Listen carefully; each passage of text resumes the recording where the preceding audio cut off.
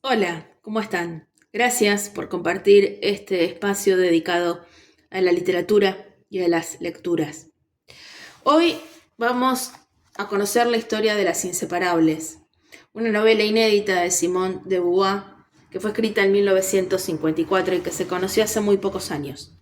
Como ustedes saben, los libros, los ensayos, las novelas, los poemarios suelen tener un prólogo o también un epílogo.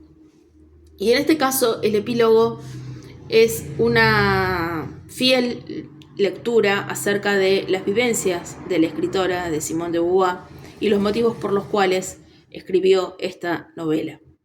Por eso me parece interesante leerlo y luego introducirnos, por lo menos en el principio de la novela. Junto a Simone de Beauvoir, de 9 años de edad, alumna del Centro Escolar Católico Adeline Désir, aparece una morenita de pelo corto, Elizabeth Lacoin, conocida como Sasa, que le lleva unos cuantos días. Espontánea, divertida, atrevida, destaca en el conformismo reinante. Al comienzo del curso, Sasa no está. El mundo, taciturno y agobiante, se ensombrece cuando de pronto aparece la impuntual, y con ella el sol y la felicidad. Su inteligencia despierta y sus múltiples talentos seducen a Simone. La admira, está subyugada. Se disputan los primeros puestos, se vuelven inseparables. No es que Simone no sea feliz en su familia, entre su madre joven y muy querida, su admirado padre y una hermana pequeña y sumisa. Pero lo que le seduce a esa niña de 10 años es la primera aventura del corazón. Lo que siente por Sasa es pasión. La venera, teme desagradarla. No entiende, por supuesto, en la patética vulnerabilidad de la infancia, esa revelación precoz que la fulmina. Es a nosotros, sus testigos, a quienes resulta tan conmovedora. Sus largas conversaciones a solas con Sasa tienen para ella un valor infinito. Su educación, por supuesto, las encorseta. Nada de confianzas, se llaman de usted, pero pese a esa reserva, se hablan como Simone nunca había hablado con nadie. ¿Cuál es ese sentimiento sin nombre que con la etiqueta convencional de amistad les abraza el corazón aún sin estrenar, maravillado y en trance, sino el amor? Simone se da cuenta enseguida de que Sasa no tiene un apego análogo ni sospecha la intensidad del suyo. Pero ¿qué más da eso comparado con el deslumbramiento de amar? Sasa muere de forma brutal un mes antes de cumplir los 22 años, el 25 de noviembre de 1929. Una catástrofe sobrevenida que perseguirá a Simone de Beauvoir. Durante mucho tiempo, su amiga regresa a sus sueños, con la cara amarillenta bajo una capelina rosa, mirándola con reproche. Para abolir el anonadamiento y el olvido no queda sino un recurso, el sortilegio de la literatura. 4 veces, en diferentes transposiciones en novelas de juventud inéditas, en su recopilación, cuando predomina lo espiritual, en un pasaje suprimido de la novela Los mandarines, con la que ganó el premio Goncourt en 1954, 4 veces ya la escritora intentó en vano resucitar a Sasa. Insiste ese mismo año en una novela corta, inédita hasta ahora, a la que no puso título. Esta última transposición a la ficción no la satisface, pero la conduce por un desvío esencial a la conversión literaria decisiva. En 1958 integra en su obra autobiográfica la historia de la vida y de la muerte de Sasa. Son las memorias de una joven formal. Esta novela corta, que Simone de Beauvoir acabó y conservó pese al juicio crítico que le merecía, no por ello deja de ser muy valiosa. Ante un misterio, las preguntas se exacerban, se multiplican los enfoques, las perspectivas, los puntos de vista. Y la muerte de Sasa sigue siendo en parte un misterio. Las luces que arrojan sobre ella los dos últimos escritos de 1954 y 1958 no coinciden con exactitud. Es en la novela corta donde por primera vez se significa el tema de la gran amistad. De esas amistades enigmáticas como el amor quisieron escribir a Montaigne acerca de la Boétie y de sí mismo. Porque él era él, porque yo era yo. Al lado de André, que encarna a Sasa en la novela, hay una narradora que dice yo, su amiga Sylvie. Las dos inseparables están reunidas en el relato común, lo mismo que en la vida, para enfrentarse a los acontecimientos. Pero es Sylvie quien, a través del prisma de su amistad, los refiere, permitiendo, por el juego de los contrastes, desvelar su irreductible ambigüedad. El hecho de elegir la ficción implicaba transposiciones varias y modificaciones que hay que descifrar. Los nombres de personajes y de lugares y las situaciones familiares son diferentes a las reales. André Gallard ocupa el lugar de Elisabeth Lacogne y Sylvie Lepage el de Simone de Beauvoir. En la familia Gallard, Mabille, en las memorias de una joven formal, hay 7 hijos, de los que solo uno es chico. En casa de los Lacogne había 9 hijos vivos, 6 chicas y 3 chicos. Simone de Beauvoir solo tenía una hermana, su alias, Sylvie. Tiene 2. Reconocemos, por supuesto, en el colegio Adelaide, el famoso centro de Cirque. Cito en la calle de Jacob, en Saint-Germain. Allí fue donde sus profesores bautizaron a las niñas como las inseparables. Esta expresión, que tiende un puente entre la realidad y la ficción, da en adelante título a la novela corta.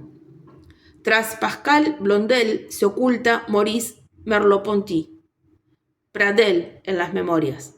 Huérfano de padre, muy apegado a su madre, con quien vivía, y también con una hermana que en nada se parece a Emma. La finca de Meynac en Limousin se convierte en Sadarnac, mientras Bedary se corresponde con Garnepan, donde Simone de Beauvoir pasó 2 temporadas. Una de las 2 residencias de los Lacogne en las Landas junto con Haubardin. Allí está enterrada Sasa, en Saint-Pandelon. ¿De qué murió Sasa? De una encefalitis vírica, según la fría objetividad científica. Pero qué fatal concatenación, que se remonta mucho más en el tiempo, encerrando en sus redes la totalidad de su existencia, acabó poniéndola debilitada, agotada y desesperada en manos de la locura y de la muerte. Simone de Beauvoir habría contestado: Sasa murió por haber sido excepcional. La asesinaron. Su muerte fue un crimen espiritualista. Sasa murió porque intentó ser ella misma y porque la convencieron de que esa pretensión era algo malo. En la burguesía católica militante en que nació el 25 de diciembre de 1907, en su familia de tradiciones rígidas, el deber de una chica consistía en olvidarse de sí misma, en renunciar a sí misma, en adaptarse. Porque Sasa era excepcional, no pudo adaptarse. Palabra funesta, que significa encajonarse en el molde prefabricado donde nos esperan un alveolo al que rodean más alveolos. Lo que rebase lo comprimirán, lo aplastarán, lo tirarán como un desperdicio. Sasa no pudo encajonarse, trituraron su singularidad. Ese fue el crimen, el asesinato. Simone de Beauvoir recordaba con una especie de espanto cómo tomaron una foto de familia en Garnepan con los 9 hijos colocados por orden de edad. Las 6 chicas uniformadas con un vestido de tafetán azul y en la cabeza un sombrero idéntico de paja adornado con ancianos. Ahí tenía su puesto Sasa, esperándola desde tiempo inmemorial, el de la segunda de las hijas Lacogne. La joven Simone rechazó fanáticamente esa imagen. No, Sasa no era eso, era la única. Que una libertad pudiera emerger de forma imprevista era lo que negaban todos los credos de su familia. El grupo la asedia sin tregua, es presa de los deberes sociales. Rodeada de un batallón de hermanos y hermanas, de primos, de amigos, de una dilatada parentela, a Sasa la engullen tareas, obligaciones sociales, visitas o diversiones colectivas, y no le queda ni un momento libre. Nunca la dejan a solas, o a solas con su amiga. No es dueña de sí misma. No le conceden un tiempo privado ni para el violín ni para los estudios. Se le niega el privilegio de la soledad. Por eso la veremos en Por eso los veranos en Bezarí son para ella un infierno. Se asfixia. Tanto aspira a escapar de esa omnipresencia ajena que recuerda a la mortificación similar que se impone en algunas órdenes religiosas, que llega incluso a cortarse con un hacha en un pie con tal de librarse de una tarea impuesta y particularmente aborrecible. De lo que se trata en ese ambiente es de no singularizarse, de existir no para sí, sino para los demás. Mamá nunca hace nada para ella. Se pasa la vida dedicada a los demás, dice un día. Bajo la impregnación constante de esas tradiciones alienantes, toda vida individualizada muere antes de nacer. Ahora bien, no hay nada que escandalice más a Simone de Beauvoir, y eso es lo que quiere mostrar la novela. Un escándalo al que se puede calificar de filosófico, puesto que atenta contra la condición humana. La afirmación del valor absoluto de la subjetividad quedará en el núcleo de su pensamiento y de su obra. No del individuo, un simple número relacionado con una muestra, sino de la individualidad única que convierte a cada uno de nosotros en el más insustituible de los seres, como decía André Gide. La existencia de esa conciencia es concreta. Valorad lo que nunca se verá 2 veces. Valorad lo que nunca se verá 2 veces. Convicción inquebrantable, originaria, y que la reflexión filosófica sustentará. Lo absoluto ocurre aquí, en esta tierra, durante nuestra sola y única existencia. Se entiende, pues, que en la historia de Sasa la apuesta era esencial. ¿Cuáles fueron los desencadenantes de la tragedia? Varios datos se trenzan en un haz en que algunos saltan a la vista. La adoración por su madre, cuya desautorización la desespera. Sasa quiso con locura a su madre, un amor celoso y desdichado. Su ímpetu topaba contra cierta frialdad en esta, y su segunda hija se sentía ahogada en el conjunto de los hermanos, una entre los demás. Hábilmente la señora Lacogne no recurría a su autoridad para reprimir la turbulencia de sus hijos pequeños y la conservaba intacta para garantizar mejor su dominio cuando llegase el momento de lo esencial. El encarrilamiento de una hija lleva al matrimonio o al convento. No puede decidir su destino a tenor de sus gustos y sus sentimientos. Corresponde a la familia determinar las uniones, organizando entrevistas, seleccionando a los candidatos en función de sus intereses ideológicos, religiosos, sociales y económicos. Hay que casarse con alguien del propio ambiente. Por primera vez, a los 15 años, Sasa tropieza con esos dogmas mortíferos. Cercenan su amor por su primo Bernard con una separación brutal, y es de aquí que por segunda vez a los 20 años amenazan con doblegarla. Su elección del candidato sin oportunidades, Pascal Blondel, su esperanza de casarse con él. Otras tantas salidas de tono sospechosas e inaceptables desde el punto de vista del clan. El drama de Sasa es que lo más hondo lleva a un aliado que secunda arteramente al enemigo. No tiene fuerzas para poner en tela de juicio a una autoridad sagrada y queridísima cuya sanción la mata. En cuanto a la reprobación materna, le corroe la confianza en sí misma y el gusto por la vida. La interioriza y llega casi a dar la razón al juez que la condena. La represión que ejerce la señora Lacombe es tanto más paradójica cuanto se intuye una grieta en el bloque de su conformismo. De joven, al parecer también a ella la obligó su madre a un matrimonio que le repugnaba. Tuvo que adaptarse. Ahí es donde aparece esa palabra atroz. Renegó de sí misma y, convertida en una imperial matrona, decidió reproducir el engranaje triturador. ¡Qué frustración, qué resentimiento se ocultaban tras ese aplomo! La tapadera de la devoción, o más bien del espiritualismo, fue un peso abrumador en la vida de Sasa.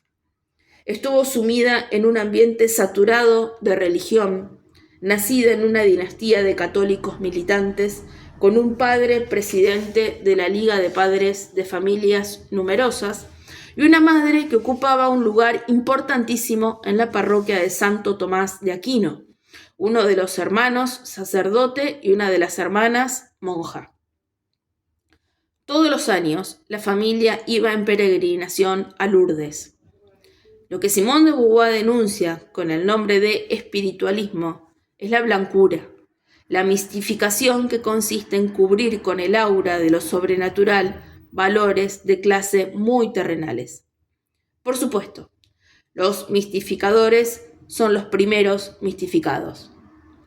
La referencia automática en la religión lo justifica todo. No hemos sido más que instrumentos en las manos de Dios, dice el señor Galard tras la muerte de su hija. Doblegaron a Sasa porque interiorizó un catolicismo que generalmente no es sino una práctica cómoda y formal. Su categoría excepcional la perjudicó una vez más.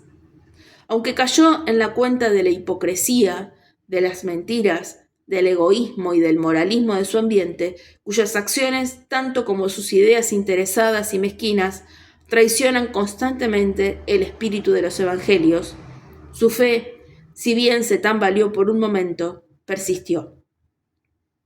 Pero sufre con un exilio interior, con la incomprensión de sus allegados, con su aislamiento. Ella, a la que nunca dejan a solas, con una soledad existencial. La autenticidad de sus exigencias espirituales solo vale para mortificarla en el sentido propio de la palabra. Porque para ella la fe no es, como para muchos, una complaciente instrumentación de Dios, un sistema para darse la razón, para autojustificarse y eludir sus responsabilidades, sino la puesta en entredicho de un Dios silencioso, oscuro, un Dios oculto. Verdugo de sí misma, se destroza. Hay que obedecer, hay que embrutecerse, hay que someterse, olvidarse de una misma, como le repite su madre. O hay que desobedecer, que rebelarse, que reivindicar los dones y los talentos que nos han correspondido como la anima a ser su amiga. ¿Cuál es la voluntad de Dios? ¿Qué espera de ella? La obsesión del pecado minó su vitalidad. Al contrario que su amiga Sylvie, André Sasa, está muy informada de las cuestiones sexuales. La señora Gallard, con una brutalidad casi sádica, ha avisado a su hija de 15 años de las crudezas del matrimonio. No le ha ocultado que la noche de bodas es un mal rato que hay que pasar. La experiencia de Sasa ha desmentido ese cinismo. Está al tanto de la magia de la sexualidad, de la turbación. Los besos que se dieron su amiguito Bernard y ella no fueron platónicos.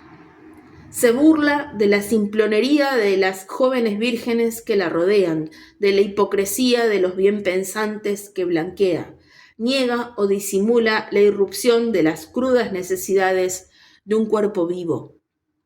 Pero a la inversa, sabe que es vulnerable a la tentación y un exceso de escrúpulos emponiosa su cálida sexualidad, su temperamento ardiente, su amor carnal a la vida.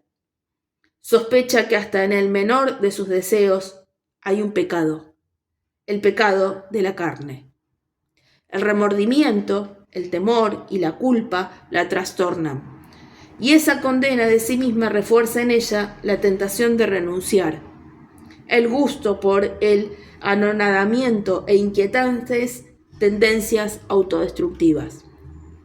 Acaba por capitular ante su madre y Pascal, que la convencen del peligro de un noviazgo largo y acepta desterrarse en Inglaterra, siendo así que todo su ser se niega a ello. Esa postrera imposición feroz a la que se somete acelera el desastre. Sasa murió de todas las contradicciones que la descuartizaban. En esta novelita, el papel de Sylvie, la amiga, no es sino el de facilitar que comprendamos a André. Como bien destaca Elaine Lecar-Tabon, pocos recuerdos suyos aparecen. Nada se sabe de su vida, de su lucha personal, de la turbulenta historia de su emancipación y sobre todo del antagonismo fundamental entre los intelectuales y los bien pensantes, que no está aquí más que esbozado. Pero vemos, pese a todo, que está mal vista en el ambiente de André, donde apenas la toleran. Mientras los Gallard disfrutan de una cómoda holgura, su familia, inicialmente de una burguesía acomodada, quedó arruinada y desclasada después de la guerra de 1914. No se le ahorran disimuladas humillaciones en la vida cotidiana de sus estancias en Bethary. Señalan con el dedo su peinado, su ropa, y André discretamente le cuelga un vestido bonito en el armario. Y hay más. La señora Gallard no se fía de ella, de esa joven descarriada que estudia en la Sorbona, tendrá una profesión, se ganará la vida y la independencia. La desgarradora escena en la cocina, en la que Sylvie revela a Sasa, que se queda boquiabierta, lo que fue para ella en el pasado, es el punto en que las relaciones de ambas amigas se invierten. A partir de entonces será Sasa la que más quiera. Sylvie tiene por delante el infinito del mundo, mientras que André se encamina hacia la muerte. Pero es Sylvie, Simón, quien va a resucitar a André con ternura y respeto. Va a resucitarla y hacerle justicia por la gracia de la literatura. No puedo por menos de recordar que cada uno de las 4 partes de las memorias de una joven formal concluye con las palabras siguientes. Sasa contaría la muerte, su muerte. Simone de Beauvoir se siente culpable porque en cierto modo sobrevivir es una culpa. Sasa fue el rescate. Llegó incluso a escribir en unas notas inéditas la sagrada forma de su evasión. Pero para nosotros, esta novela corta, suya, ¿no cumple acaso una misión casi sagrada que les encomendaba a ella las palabras? Luchar contra el tiempo, luchar contra el olvido, luchar contra la muerte, hacerle justicia a esa presencia absoluta del instante, a esa eternidad del instante que ya es para siempre. Este es el epílogo escrito por Sylvie Le Bon de Beauvoir. Y ahora vamos brevemente a conocer el inicio de esta novela, que está dedicada de la siguiente forma. Para Sasa, si tengo esta noche los ojos llenos de lágrimas, ¿es porque ha muerto usted o porque yo estoy viva? Debería dedicarle esta historia, pero sé que no está ya en ninguna parte. Y si me dirijo a usted aquí, es como un artificio literario. Por lo demás, esta no es de verdad su historia, sino solo una historia inspirada en nosotras. Usted no era André, y yo no soy esa Sylvie que habla en nombre mío. Una de las características que tiene este libro, Las Inseparables de Simone de Beauvoir, o esta edición, esta publicación, es la incorporación de fotografías y de cartas, verdaderos documentos y testimonios de las vivencias de Simone de Beauvoir. La novela comienza así. A los 9 años yo era una niña muy formalita. No siempre lo había sido. En mi primera infancia, la tiranía de los adultos me causaba unas agonías tan furibundas que una de mis tías dijo un día muy en serio: Sylvie está poseída por el demonio. La guerra y la religión pudieron conmigo.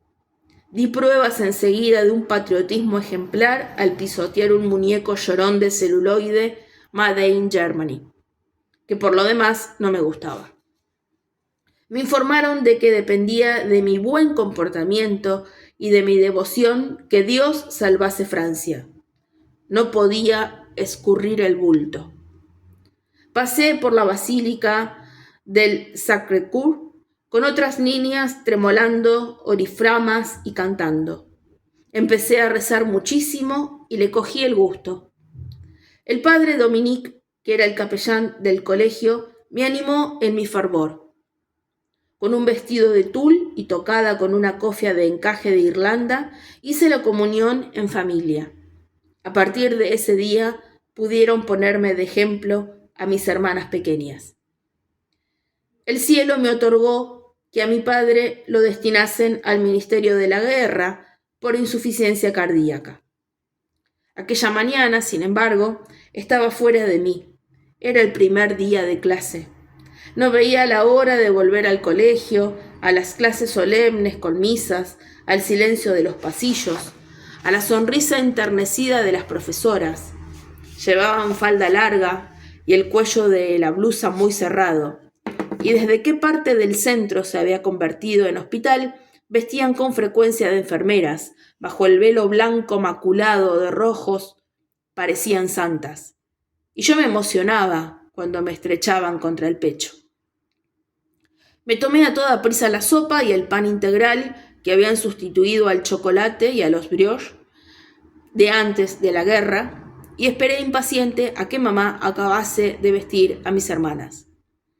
Llevábamos las tres un abrigo azul horizonte como los uniformes del ejército, confeccionados con auténtico paño del que usaban los oficiales y con el corte exacto de los capotes militares.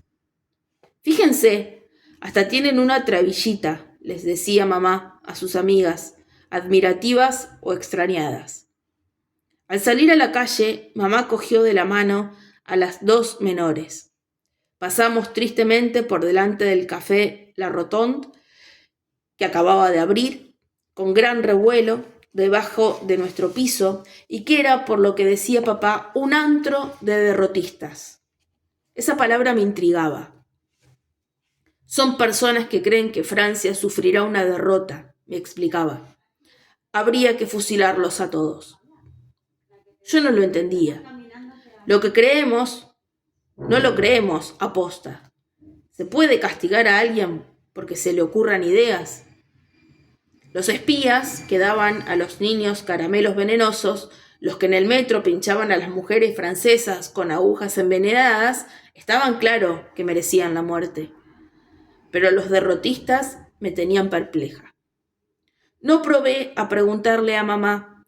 Siempre contestaba lo mismo que papá. Mis hermanas, pequeñas, no andaban deprisa. La verja del Luxemburgo me parecía interminable. Por fin crucé la puerta del colegio, subí la escalera balanceando alegremente la cartera llena de libros. Reconocí el leve olor a enfermedad que se mezclaba con el olor a encáustico de los pasillos recién encerados. Algunas vigilantes me besaron. En el vestuario me encontré con mis compañeras del curso anterior. No tenía amistad con ninguna en particular, pero me gustaba el ruido que hacíamos todas juntas. Me demoré en el vestíbulo principal ante las vitrinas llenas de antiguallas muertas que estaban allí, acabando de morir por segunda vez.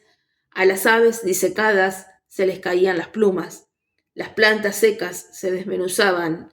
Las conchas perdían lustre. Sonó la campana y entré en el aula. Todas las aulas se parecían. Las alumnas se sentaban alrededor de una mesa ovalada cubierta de hule negro que la profesora presidía. Nuestras madres se acomodaban detrás y nos vigilaban mientras tejían pasamontañas. Me encaminé hacia mi taburete y vi que el de al lado lo ocupaba una niña desconocida, morena y con la cara chupada, que me pareció mucho más pequeña que yo. Tenía unos ojos oscuros y brillantes que se me clavaron con intensidad. ¿Es usted la mejor de la clase? Soy Sylvie Lepage, dije. ¿Cómo se llama? André Gallard. Tengo 9 años. Si parezco más pequeña es porque me quemé viva y porque he crecido poco. Tuve que dejar los estudios un año, pero mamá quiere que recupere ese retraso. ¿Podrá prestarme sus cuadernos del año pasado? Sí, dije. El aplomo de André, su forma rápida y precisa de hablar, me desconcertaban. Ella me pasaba revista con expresión desconfiada. Mi compañera me ha dicho que era usted la mejor de la clase, dijo, señalando a Lisette con un leve ademán de la cabeza. ¿Es verdad? Muchas veces soy la primera, dije con modestia. Miré atentamente a André. El pelo negro le caía, lacio, alrededor de la cara. Tenía una mancha de tinta en la barbilla. No todos los días se conoce a una niña que se ha quemado viva. Me habría gustado hacerle un montón de preguntas, pero ya entraba la señorita Dubois. Barriendo el suelo con el largo vestido, era una mujer vivaz y bigotuda, a quien yo respetaba mucho. Se sentó y pasó lista. Alzó la vista hacia André. ¿Y bien, querida niña? ¿No estamos demasiado intimidadas? No soy tímida, señorita, dijo André con voz tranquila y añadió amablemente. Y además, usted no es intimidante. La señorita Dubois titubeó un momento, luego sonrió bajo el bigote y siguió pasando lista. La salida de clase transcurría según un rito inamovible. La señorita se apostaba en el vano de la puerta y daba la mano a todas las madres y un beso en la frente a las niñas. Le puso una mano en el hombro a André. ¿Nunca ha asistido a clase? No, antes estudiaba en casa, pero ahora ya soy demasiado mayor. Espero que siga usted los pasos de su hermana mayor, dijo la señorita. Uy, somos muy diferentes, dijo André. Malú se parece a papá. Le encantan las matemáticas. A mí me gusta sobre todo la literatura. Lisette me dio un codazo. No podía decirse que André fuera impertinente, pero no empleaba el tono adecuado para dirigirse a una profesora. ¿Sabe dónde está el aula de estudio de las externas? Si no vienen a buscarla enseguida, ahí es donde tiene que quedarse a esperar, dijo la señorita. No vienen a buscarme, vuelvo yo sola, dijo André, y se apresuró a añadir. Mamá ya ha avisado. ¿Sola? Dijo la señorita Dubois y se encogió de hombros. En fin, si su mamá ya ha avisado. Luego me dio también a mí un beso en la frente, y yo fui tras André al vestuario. Se puso el abrigo, un abrigo menos original que el mío, pero muy bonito, de ratina roja con botones dorados. No era una niña de la calle. ¿Cómo la dejaban salir sola? ¿No sabía su madre del peligro de los caramelos emponzoñados y de las agujas envenenadas? André, ¿dónde vivía usted, guapa? Preguntó mamá, según bajamos la escalera con mis hermanas pequeñas. ¿Dónde vive usted? En la calle de Grenelle. Bueno, pues vamos a acompañarla hasta el Boulevard de Saint-Germain, dijo mamá. Nos pilla de camino. Con mucho gusto, dijo André, pero no se molesten por mí. Miró a mamá muy seria. Somos 7 hermanos, ¿sabe? Mamá dice que debemos aprender a arreglárnoslas solos. Mamá asintió con la cabeza, pero estaba claro que no le parecía bien. Nada más llegar a la calle, pregunté a André, ¿cómo se quemó? Asando patatas en una fogata, se me prendió el vestido y se me quemó el muslo derecho hasta el hueso. Hizo un leve gesto de impaciencia. Esa historia antigua la aburría. ¿Cuándo podré ver sus cuadernos? Tengo que saber qué estudiaron el curso pasado. Dígame dónde vive e iré a su casa esta tarde o mañana. Miré a mamá para ver qué le parecía. En el Luxemburgo me prohibían jugar con niñas a las que no conocía. Esta semana no puede ser, dijo mamá con embarazo. Ya veremos el sábado. Está bien, esperaré al sábado, dijo André. Miré cómo cruzaba el bulevar con su abrigo de ratina roja. Era realmente muy menuda, pero caminaba con el aplomo de una persona mayor. Tu tío Jacques conocía a unos Gallard que eran parientes de los Laverne, los primos de los Blanchard, dijo mamá con voz pensativa. Me preguntó si será la misma familia. Me parece que unas personas como Dios manda no dejarían a una chiquilla de 9 años andar por ahí. Mis padres deliberaron mucho rato acerca de las diferentes ramas y de las diferentes familias Gallard a las que habían oído mencionar de cerca o de lejos. Mamá pidió información a las profesoras. Los padres de André no tenían con los Gallard del tío Jacques más que unos vínculos muy remotos, pero eran personas de lo más respetable. El señor Gallard procedía de la escuela politécnica, tenía un buen trabajo en Citroën y era presidente de la Liga de Padres de Familia Numerosa.